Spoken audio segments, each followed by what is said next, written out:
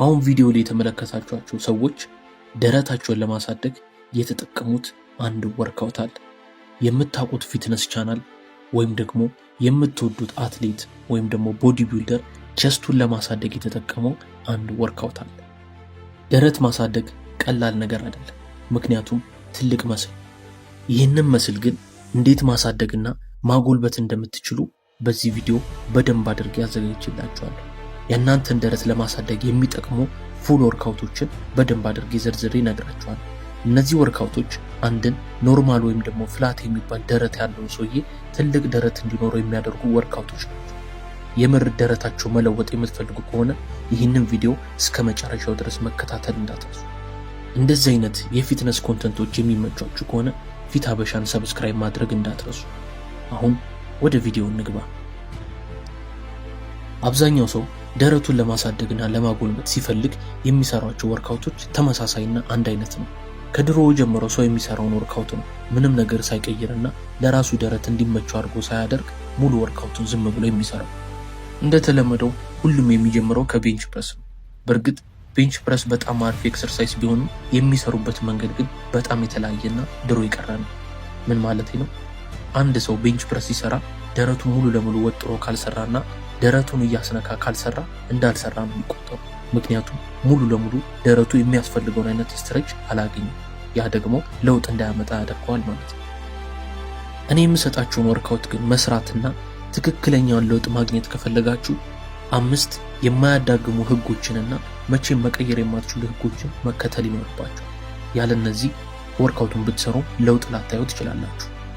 የመጀመሪያው ፕሮግሬሲቭ ኦቨርሎድ የሚባለው ነገር መከተል ይኖርባችኋል። በእያንዳንዱ ወርክአውት በምትሰሩበት ጊዜ 1 ድግግሞሽ ወይም 2 ድግግሞሽ መጨመር ይኖርባችኋል።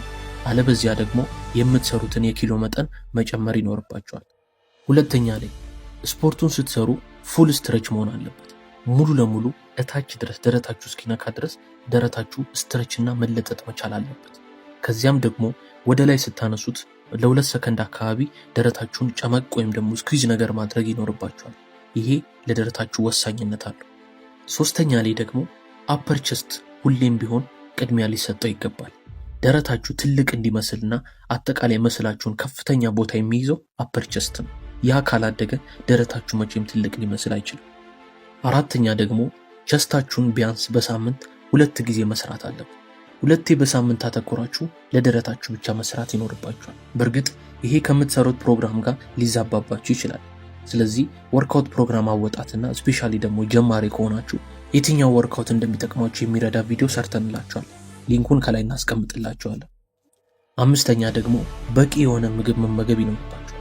የሰውነታችሁን 1 እጥፍ ወይም ደግሞ 2 እጥፍ የሚሆነውን ፕሮቲን ማግኘት ከቻላችሁ ለውጥ የማታመጡበት ምንም ምክንያት የለም። ምክንያቱም ስፖርትና ምግብ አንድ ላይ የሚሄዱ ነገሮች ናቸው። አሁን እነዚህን ወሳኝ ወርክአውቶች ልዘርዝርላችሁ። መጀመሪያ ላይ የምናገኘው ኢንክላይን ባርቤል ቤንች ፕረስ ብለን ይመጣል። ይሄ ከቤንች ፕረስ ጋር አንድ አይነት ነው አሰራሩም ምኑም፣ ነገር ግን 30 ዲግሪ ወደ ላይ ከፍ እናደርገዋለን። ይህንን ካደረግን በኋላ አንዴ ወደ ላይ አንስተን ወደ ታች ስናወርደው ባርቤሉን ለ3 ሰከንድ እያረፍና ቀስ እያለ መሆን አለ።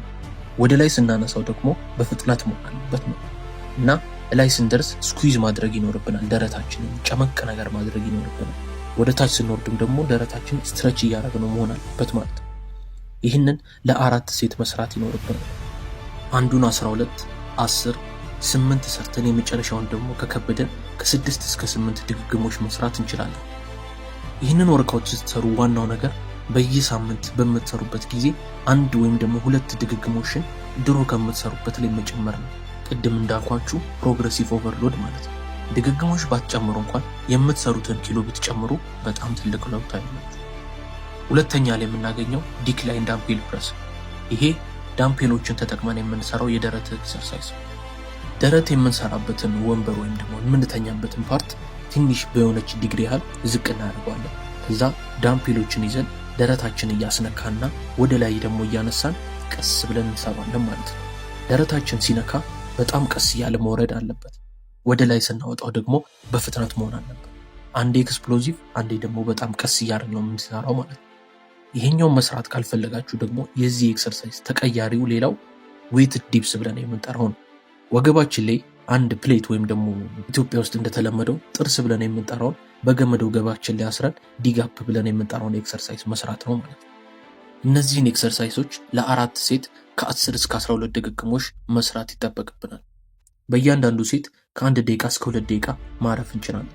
ነገር ግን ልብ በሉ፣ በራሳችሁ ሰውነታችሁን ብቻ ተሸክማችሁ ዲጋፕ መስራት የማትችሉ ከሆነ ወይም 15 ድግግሞሽ ዲጋፕ መስራት የማትችሉ ከሆነ ክብደት መጨመር አይኖርባችሁ።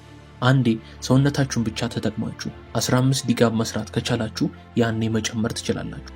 ሶስተኛ ላይ ደግሞ ሱፐር ሴት ነው። ሱፐር ሴት የአሰራር አይነት ምን ማለት ነው? አንድን ወርካውት ጨርሰን ሌላኛው ላይ ደግመን ምንም እረፍት ሳናደርግ ስንገባ ሱፐር ሴት ብለን እንጠራለን። ሱፐር ሴት የምንሰራቸው ወርካውቶች ደግሞ ሁለት ናቸው።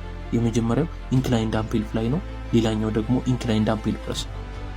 ኢንክላይን ዳምፔል ፍላይ ብለን የምንጠራው አንዴ ወንበራችን ወደ ላይ ከፍ ካደረግነው በኋላ 2 ዳምፔሎችን ይዘን ሙሉ ደረታችንን ክፍት እያደረግነው የምንሰራው አይነት ነው ማለት ነው። ከስሙም እንደምትረዱት ፍላይም የተባለው ለዛ ነው። ኢንክላይን ዳምፔል ፕረስ ብለን ደግሞ የምንጠራው ደረታችንን እያስነካን 2 ዳምፔሎችን ይዘን ወደ ላይ የምናነሳው ኤክሰርሳይዝ ኢንክላይን ዳምፔል ፕረስ ብለን እንጠራዋለን ማለት ነው። እነዚህን ሱፐር ሴቶች ስንሰራ እንደዚህ ነው የምናደርገው።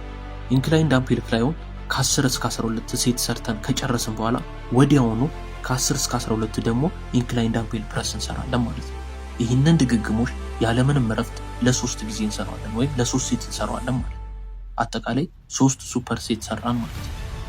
በእያንዳንዱ ሴት ግን ለ2 ደቂቃ ማረፍ እንችላለን። ምንም አይነት እረፍት የማናርፈው ከኢንክላይን ዳምፔል ፍላይ ወደ ኢንክላይን ዳምፔል ፕረስ ስንሄድ ብቻ ነው እንጂ በየሴቶቹ 2 ደቂቃ ማረፍ እንችላለን። ከላይ ያሉትን 2 ሰርታችሁ ሶስተኛውን ስትጨምሩበት ደረታችሁ ላይ የማቃጠል ስሜትና እጃችሁ ላይ ደግሞ የመዛል ስሜት ይሰማችኋል። ያ ሲሰማችሁ ደረታችሁን በደንብ እንደነካችሁትና የደረታችሁ ጡንቻዎች እንደተነቃቁ አንድ ማሳያ ሊሆንላችሁ ይችላል። አራተኛ ላይ የምናገኘው ኤክሰርሳይዝ ሎ ቱ ሃይ ኬብል ክሮስኦቨር ብለን የምንጠራው። ይህንን ኤክሰርሳይዝ ለመስራት ጂም ውስጥ የሚገኝ አንድ ኬብል ያስፈልገናል። የኬብሉን አቅጣጫ ወደ ታች ካረግነው በኋላ እኛ ወደፊት ቀና ካልን ወደፊት ጠጋ ካልን በኋላ ደግሞ ሁለቱን ኬብል ይዘን ወደ ላይ ነው የምንጎትተው። ያ ሎ ቱ ሃይ የሚባለውን ፎርም እንድናመጣ ያደርገናል ማለት ነው። ይሄ የታችኛውና የመሃለኛው መስላችን በደንብ እንዲሰማንና እንዲያቃጥል የሚያደርገን ኤክሰርሳይዝ ነው። ኬብሉን ከታች አምጥተን ወደ ደረታችን በጣም በምናመጣበት ጊዜ ለ1 ሰከንድ እያረፍንና ለ3 ሰከንድ ደግሞ ስኩዊዝ እያደረግነው መሆን አለበት። ወደ ታች ስንወርድ ቀስ እያለን ወደፊት ስናመጣው ደግሞ ፈጠን እያለን መስራት ይኖርብናል። ይህንን ወርክአውት ለ4 ሴት ከ10 እስከ 12 ድግግሞሽ መስራት ይኖርብናል። ዋናዎቹ ኤክሰርሳይሶች እነዚህ ከላይ የነገርኳችሁ 4 ኤክሰርሳይሶች ናቸው። መጨረሻ ላይ ግን እንደ ፊኒሸር ወይም ደግሞ መጨረሻ ማጠቃላይ የሚሆን ኤክሰርሳይዝ አንድ ልንገራችሁ። ይህንን ስትጨምሩበት ደረታችሁ ላይ ይሄ 3D ሉክ ብለን የምንጠራውን አይነት ደረት ይሰጠናል። አፐር ቸስትም ሚድል ቸስትም ሎወር ቸስትም እንዲኖረን ያደርገናል ማለት ነው። ይሄ ፊኒሸር ምን መሰላችሁ? ፕሌት ወይም ደግሞ ጥርስ የሚባለውን ነገር ወደ ላይ ወደ ደረታችን ፊት ለፊት አድርገን ስኩዊዝ ማድረግ ነው። ይሄ ማለት ነው ፕሌቱን እንይዘውና በእጃችን ሙሉ ለሙሉ ይዘን ፕሌቱን እንደምንጨምቁ አድርገን ደረታችን እንዲሰማን እናደርገዋለን ማለት ነው። ፕሌቱን ይዘን ለ45 ሰከንድ ደረታችንን ስኩዊዝ ካደረግነው በኋላ ቀጣይ ወዲያው እረፍት ሳናረግ ደግሞ 20 ፑሽአፕ እንሰራለን ማለት ነው። ይህንን ለ2 ወይም ለ3 ሴት እንደዚሁ በትክክለኛው መንገድ ስኩዊዝ እያደረጋችሁትን ፑሽአፑን ደግሞ ቀስ እያላችሁ እየወረዳችሁ ከሰራችሁት የሚገርም ፊኒሸር ነው የሚሆነው። እነዚህን ኤክሰርሳይሶች ሰርታችሁ የሚሰማችሁ ስሜትና የምታዩት ፓምፕ እስከዛሬ ካያችሁት በጣም ይለያል።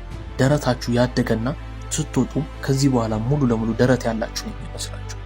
ይህንን ወርክአውት ለ2 ሳምንት ለ3 ሳምንት ሳታቋርጡ ሳትሰፉና በትክክለኛው ፎርምና መንገድ ከሰራችሁት ቸስት እንደምታዩና ቸስታችሁ እንደሚያድግ ሙሉ ለሙሉ እርግጠኛ። እነዚህን ወርክአውቶች በሳምንት 2 እየሰራችሁ በቂ ምግብ፣ በቂ ውሃና በቂ እንቅልፍ እያገኛችሁ ቸስታችሁ የማያድግበት ምንም አይነት ምክንያት የለም። ምክንያቱም ይሄ በሳይንስ የተጠና ወርክአውት ነው። እያንዳንዱ መስል ለማደግ በቂ ውሃ፣ በቂ ምግብና በቂ ኤክሰርሳይዝ ካገኘ ላያድግ አይችልም። ምንም የማያድግበት ምክንያት የለም።